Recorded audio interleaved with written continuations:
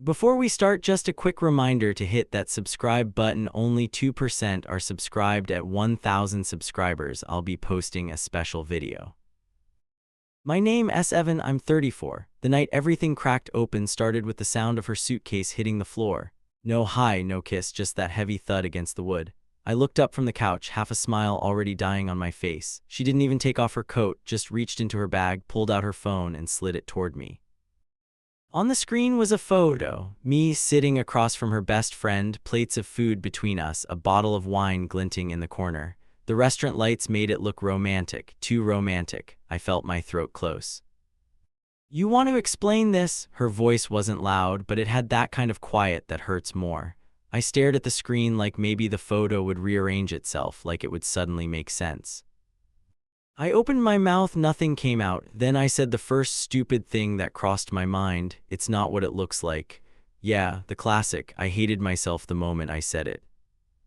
She crossed her arms, still in her coat, hair slightly messy from travel. Then what is it? Her eyes didn't blink. That's how I knew she'd been waiting for this. The whole drive home, she'd been replaying that picture. Maybe zooming in, maybe scrolling through the comments. I could tell.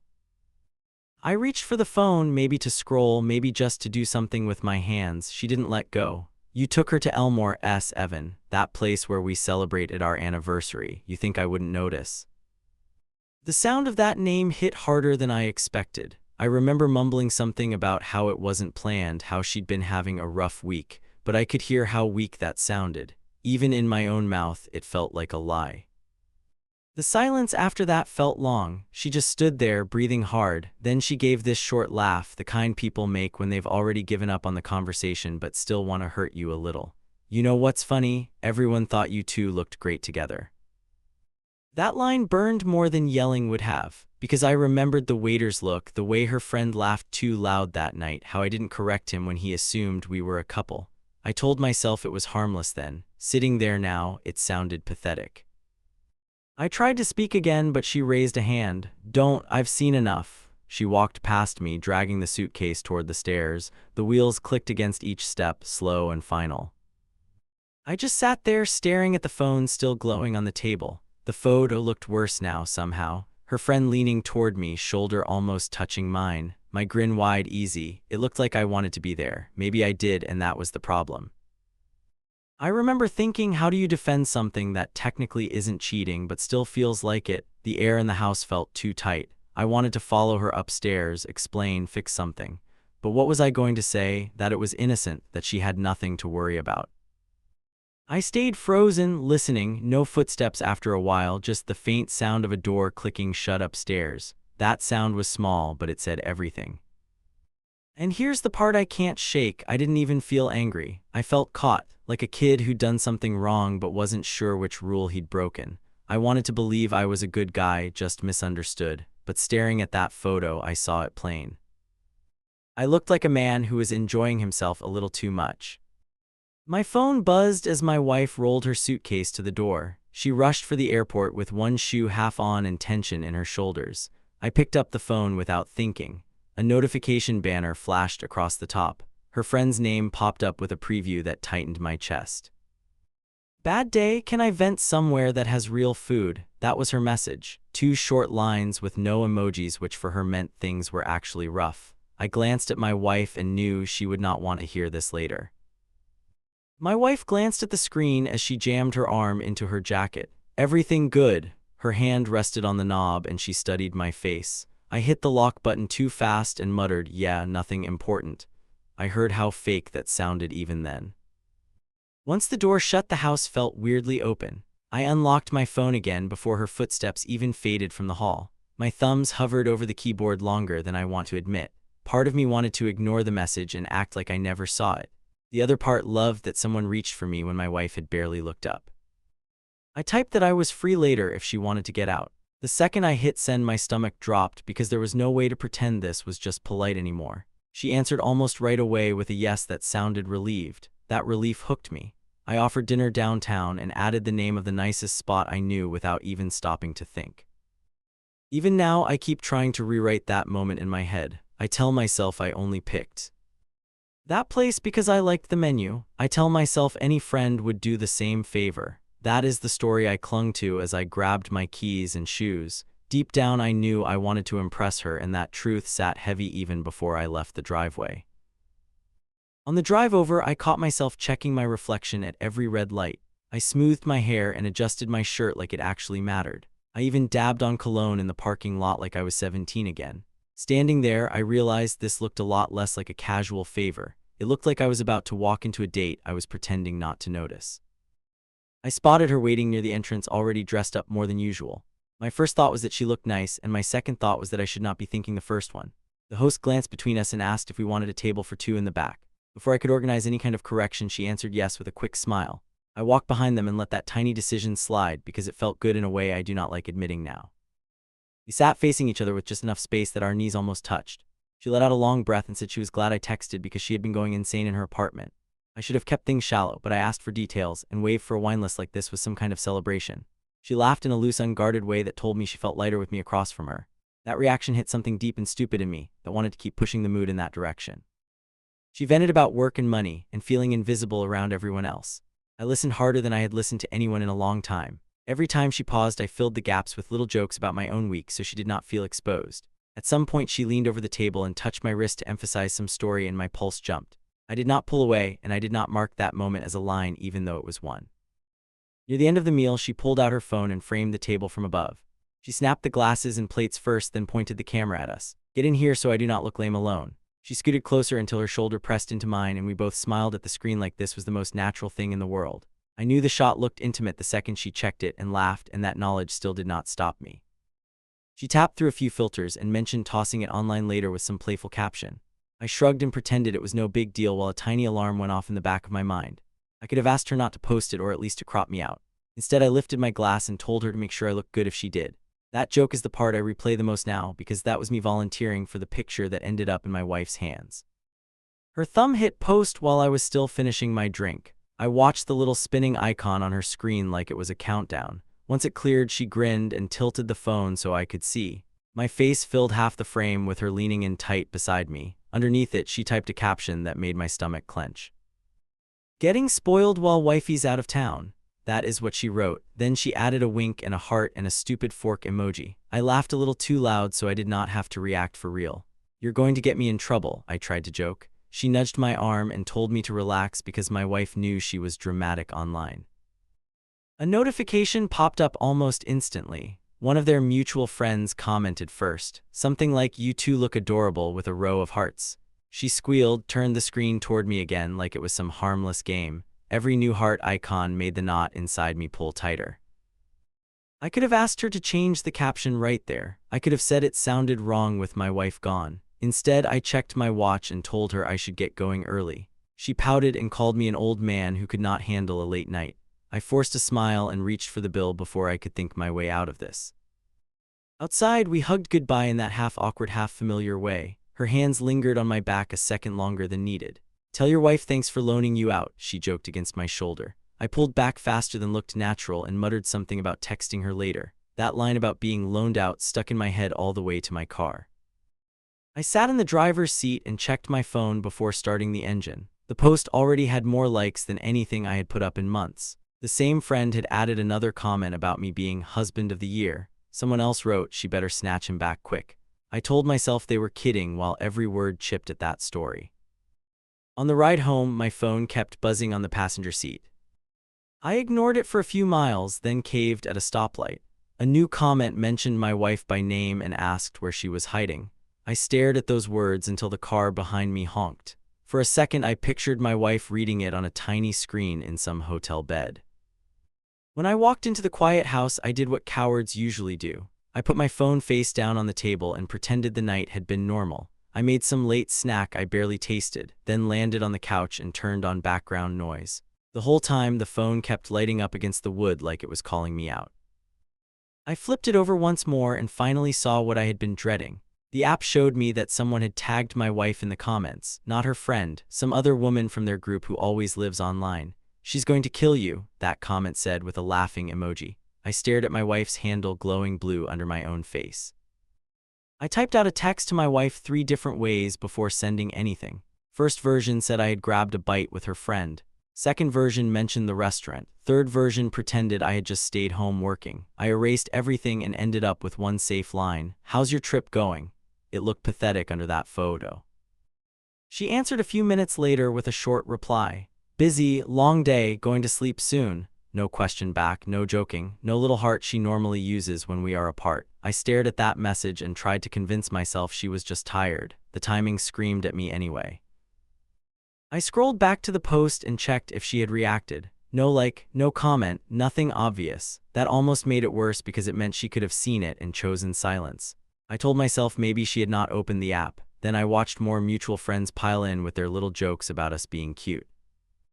Guilt finally pushed me to act, but even that came out half-hearted. I sent her friend a private message asking if she could tweak the caption. I told her it might look weird with my wife gone. She answered with laughing emojis and wrote that my wife knew she was just teasing.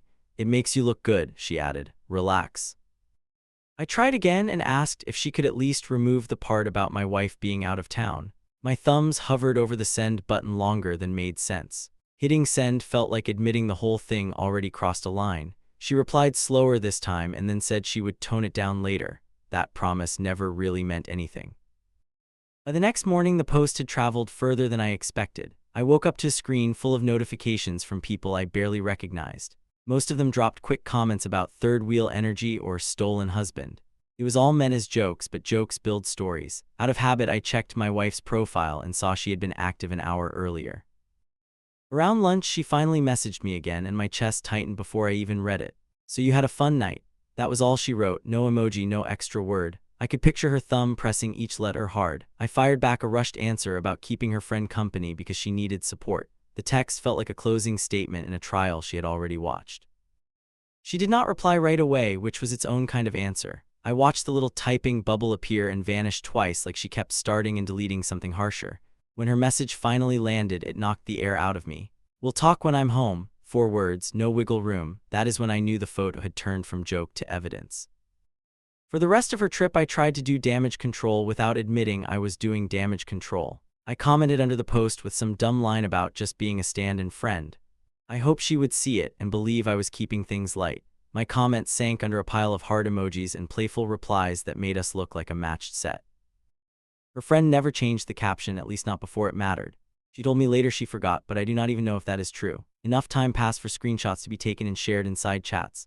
By the time my wife rolled that suitcase back through the front door, the post had already done its work. She did not walk into a mystery. She walked into a story that everybody else had helped write, and I had stood there smiling in the center of it. I knocked twice and then turned the handle before I lost nerve. The bedroom door opened just enough for me to see her on the edge of the bed. She sat straight, jacket still on, phone in one hand like she was bracing with it. "You done staring at that picture downstairs, or do you need more time?" Her eyes lifted to mine and I felt pinned in place. "I need to talk." My voice came out thinner than I wanted. I stepped inside and closed the door with my heel, like keeping the sound in would help. "About that night." "About everything." I took a step closer and she leaned back just a fraction, like my proximity added another charge to the scene. "You want to explain?" She tapped the phone against her leg, slow and sharp. "Go ahead, I am dying to hear which version you picked." The way she said version made my mouth dry. It told me she already had more than one. I started with the safe line because I had nothing better. "I took her out because she was struggling and you were out of town." Even as I said it, I heard how clean it sounded, like something scripted for an audience. "I thought it would help, that is all." I stopped there because she had already started shaking her head. "That is not all." She unlocked her phone with a quick swipe. "You booked a reservation 3 days earlier." Her thumb moved fast. "You sent her the link. You told her she deserved a real night out with a smiley face." She looked up and her expression was flat. "You threw in a heart by mistake, or was that part of the service?" Seeing my own words glow on her screen hit harder than that stupid photo. I recognized the message chain instantly. I had forgotten the exact phrasing, but there it was, mocking me. "I was trying to hype her up," I muttered. "I talk like that sometimes. It did not mean—" I cut myself off because there was no clean ending to that sentence. She flicked to the next part of the thread and angled the screen my way. "You told her not to worry about the price because you got it." You added a little wink there too. Her lip curled as she read it out loud. "You do not even text me like that when we plan our own stuff." That line dug under my skin and stayed there. I reached out and she pulled the phone back, then tossed it beside her with a dull bounce. It felt good to make her feel better, I admitted. I wanted to be supportive. I really thought I was just being kind. Even as I spoke, I could hear the thin layer of truth over all the other things. I did not think it looked that bad. She laughed once, no humor anywhere in it. You did not think it looked that bad. She pressed her fingers into her forehead as if pushing back a headache. Did you even glance at that caption before she posted it? Did you see the comments? Or did you just enjoy the attention and call it charity? That last word burned more than anything. Charity. I tried to breathe slow. I saw the caption later, I answered. I messaged her to change it. I told her it came off wrong. I left out how long I waited before doing it and how soft I phrased it. Even now I was trimming corners in my favor. She snapped her head toward me. Yeah, I saw that too. Her voice dropped. You asked her to tone it down a little. You did not tell her to take it down. You did not tell her it disrespected our marriage. You worried more about how it looked weird than how it was weird. That was the part that made my stomach twist. She was not wrong, and I knew it. I did not want to blow it up into drama while you were working, I said. I thought I could just handle it. I shrugged once, helpless. By the time I really understood how bad it looked, it was already out there. She studied me for a few long seconds. You keep saying looked, she finally said. You keep framing this like public relations. Her hands dropped to her sides. I am asking you about what actually happened in that room and inside your head. Did you feel like a helpful friend, or did you feel like her date? The question landed so direct I actually looked away. My first instinct was to argue, to throw out that I never crossed any physical line, that I never made a move. Instead, I closed my jaw and stared at the floor because both answers tasted bad. I liked that she wanted to be around me, I admitted. It felt nice, I will not lie about that. She flinched at that word, nice. So you enjoyed playing stand and husband while I was gone. Her voice did not rise. If anything, it quieted, which somehow hurt more. She runs to you when she feels low. You sweep her off to our special place. You cover the check. You pose for pictures. Tell me which part is just completely normal married guy behavior. I tried to hold her gaze and failed halfway. I never slept with her, I pushed out. I never even kissed her. I kept my hands to myself. It sounded almost childish once it left my mouth, like I wanted gold stars for basic restraint. She blinked slowly. Is that really the bar for you? Each word came out slower than the last. You do everything around cheating. You hide messages, you hide the plan, you choose that restaurant, you show up looking like you want to impress her. But hey, no lips touched, so we are good. Her hands opened and closed like she was holding on by threads. I started to protest and something else slipped out instead. I felt ignored, I blurted. You have been gone a lot, and when you are here you are exhausted. She made me feel seen for once. The second it hit the air, I wanted to stuff tea back in. That was the ugliest part, and I had just handed it to her. Her face went very still. So this is my fault, her jaw clenched. Because I work and come home tired, your solution is to let my friend audition as your replacement. She shifted on the bed, spine straighter, like she needed the extra height to stay upright. Did you tell her that too? Did you tell her you felt neglected while you were pouring her wine? I shook my head fast. No, I did not trash you, I swear.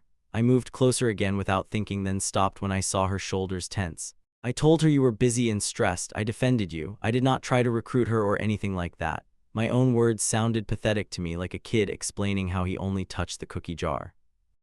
She leaned forward now, elbows on her knees, eyes boring into me. I texted her during my trip, you know. That line hit me sideways. I asked her how things were at home. She wrote back that you two had a blast and that I should thank you when I got back. A bitter smile tugged at her mouth. She told me to thank you for taking her out while I was away.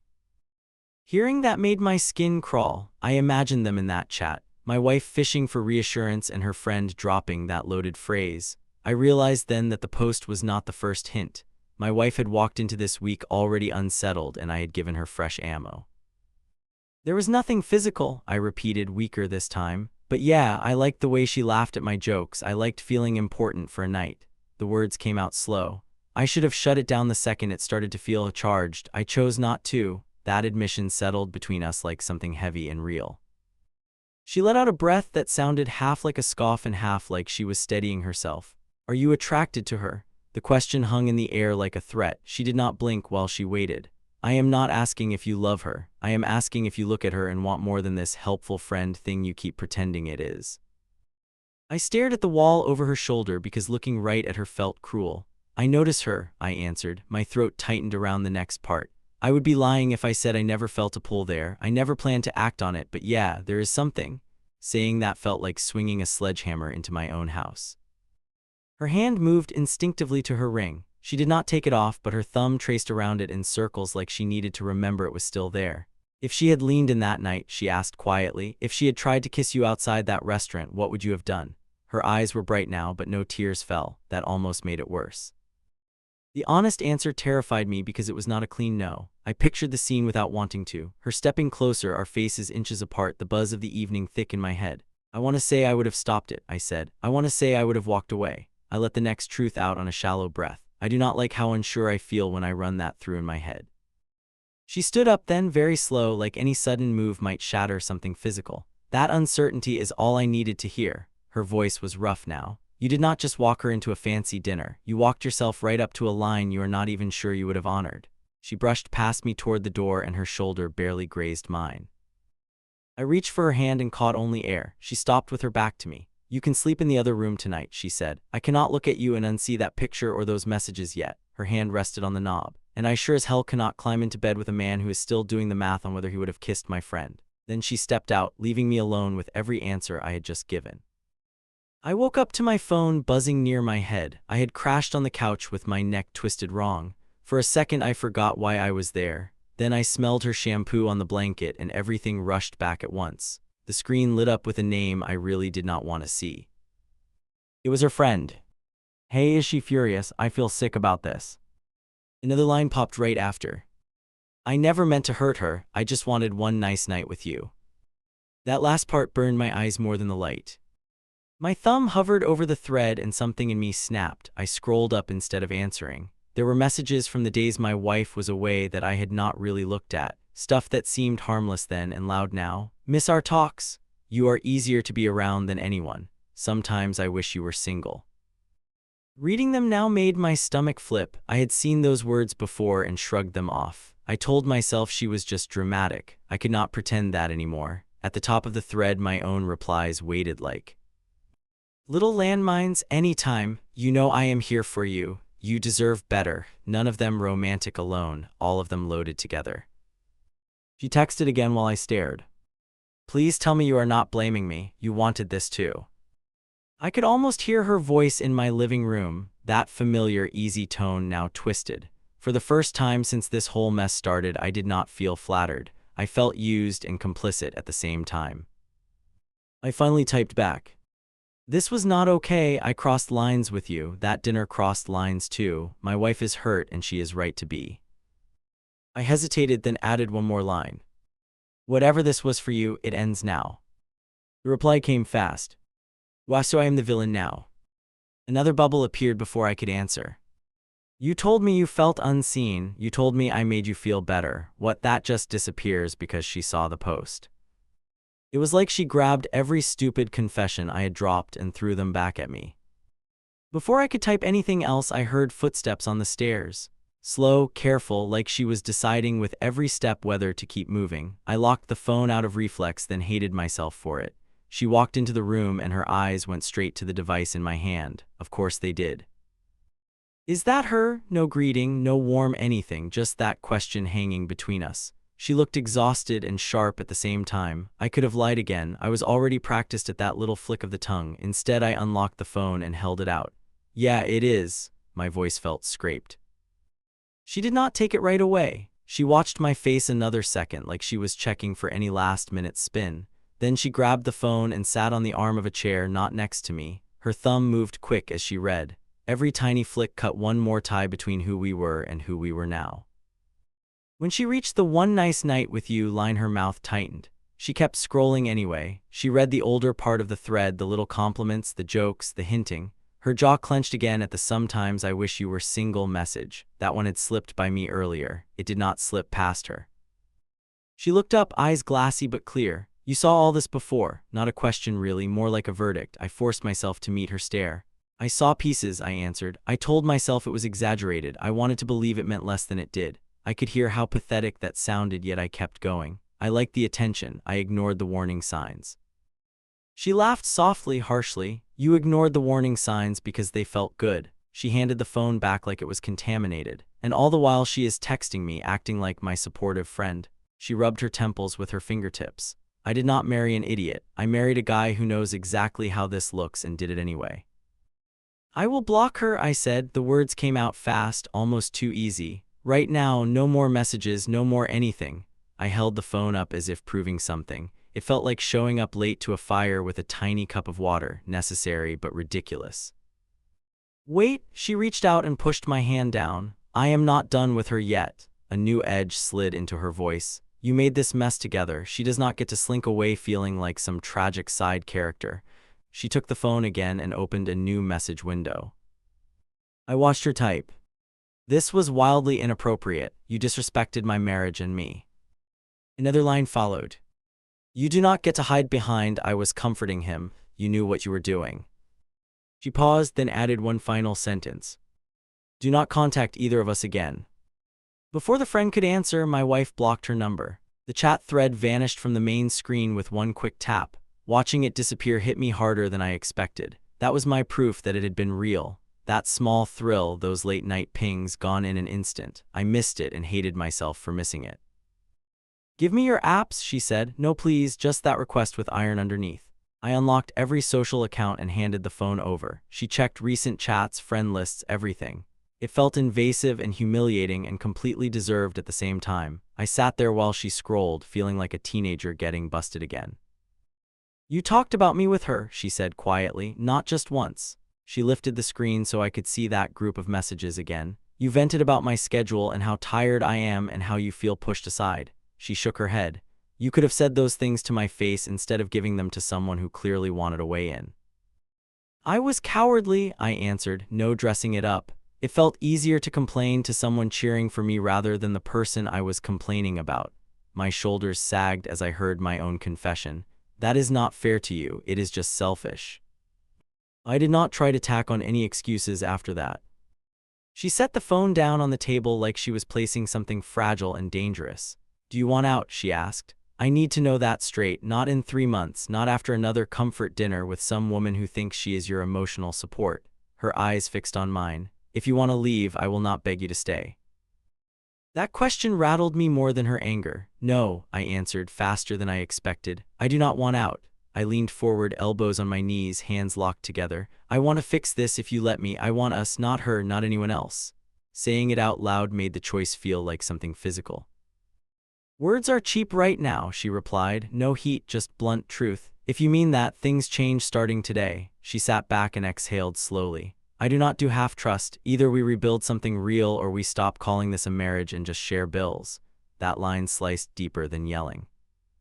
What do you need from me? I asked. I really meant it this time, which honestly had not always been true before. She stared past me for a moment thinking, then looked back with a clarity that unsettled me. No more one-on-one outings with women who are not family, she started. No secret messages that you would be embarrassed to read out loud in front of me. She kept going. If someone starts leaning on you like that again, you tell me fast, not later, not after some harmless dinner. I get to be your first call when you feel ignored or lonely, not the last. She rubbed her palms on her jeans, grounding herself. And I want us to talk to a professional together because frankly, I do not trust just our conversations right now.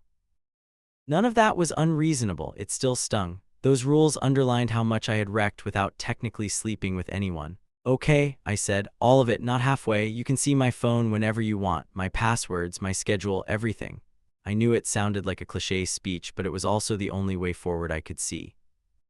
She watched me for a long beat, searching my face. You understand this does not reset anything overnight, she said. I am not going to magically feel safe next week because you let me scroll your inbox. She gave a short, humorless smile. You are on probation, basically, and I am deciding if this version of you is worth betting on. I get that, I said, and for once I actually did. I am not asking you to pretend this did not happen. I am asking for a chance to be the guy who does not let it happen again. I spread my hands empty. I know that sounds like a pitch, maybe it is, but it is honest. For the next few days, everything felt like walking through a field full of hidden traps. A coworker invited me out for drinks after work, and I told him no while my wife listened from the kitchen doorway. My chest clenched as I did it. Not because I really wanted to go, but because the old me would have grabbed the distraction. I caught her watching me, unreadable. I started over-explaining small things on purpose. If I lingered over a message, I told her who it was. If I got a notification late at night, I turned the screen toward her without waiting to be asked. It felt awkward and stiff, like wearing someone else's clothes, but it was better than the secrecy I had lived in before. I could tell she appreciated the effort even if she did not always acknowledge it. We booked a counseling session 2 weeks later. Walking into that office felt like admitting defeat and choosing a fight at the same time. The therapist asked blunt questions about trust, attention, boundaries. I heard my own answers and cringed. I watched my wife describe how it felt to see that picture on her screen, and I realized my stupid hunger for validation had almost cost me a whole life. Her friends stayed gone. No calls, no new accounts, no attempts to apologize beyond a half-hearted message sent to my wife that went unread. It was strange how quiet my phone became without that constant background ping. Some nights I missed the tiny rush of being wanted by someone new. Most nights I stared at the shape of my wife in bed and wondered how close I had come to losing it entirely. Here is the part I promised myself I would not sugarcoat. I never cheated in the technical way people like to measure it. No hotel room, no kissing in the dark, no secret hand under a table. But I fed something inside me that did not belong to anyone else. I watered it with attention and silence and then acted surprised when it grew teeth. My wife thinks I almost cheated. That phrase hangs over everything we do now. Honestly, when I replay every choice, I cannot argue with her. I do not know yet if I will earn back what I cracked, but I know this much. The next time someone reaches for me in that lonely way, my first call will not be to them. It will be to the woman who slid her phone across the table and asked if I had anything left worth saving.